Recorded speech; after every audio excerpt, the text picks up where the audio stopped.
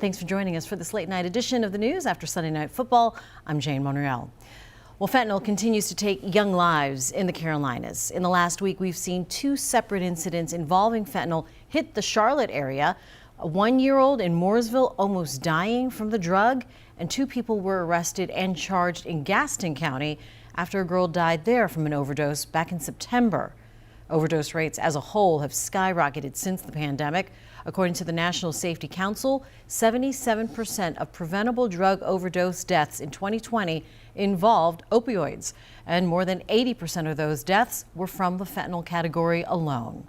WCNC Charlotte's Austin Walker explaining what steps North Carolinians are taking to battle this troubling trend.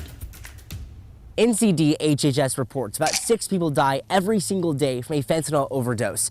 Put that in perspective, in 7 days or 1 week, that's 42 people, enough to fill at least 2 classrooms at a CMS school. Now, one woman from North Carolina says that she's pushing forward to make education start earlier right here.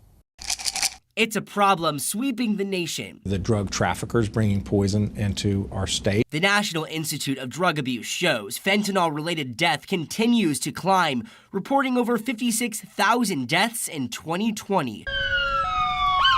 It is so severe that we're getting calls from sheriffs, from police chiefs, from federal law enforcement asking us to prioritize and help. The DEA reporting most of the drug is making its way in from countries like China and Mexico. But in recent cases, police departments are seeing drugs like marijuana, Percocet, and Xanax laced with fentanyl. We never saw this coming. Something all too familiar for Debbie Dalton. I never knew this could touch our world. I'd never heard of fentanyl. More importantly, neither had Hunter. Her son Hunter died of a fentanyl overdose back in 2016 at just 23 years old. Hunter used a recreational drug that he got from a very good friend of his.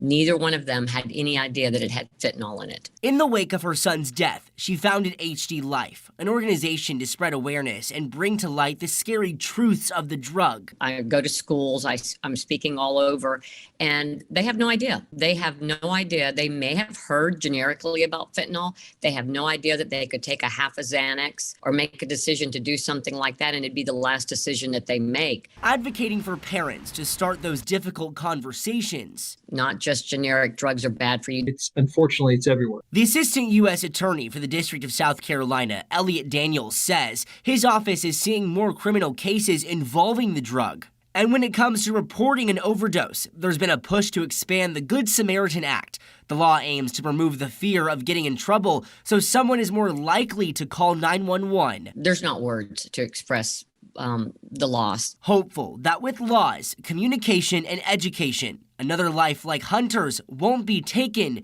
too soon. Our world will never be the same if he had just known. Austin Walker, WCNC Charlotte. In addition to education, the DEA is pushing for Narcan distribution programs and county-run addiction centers.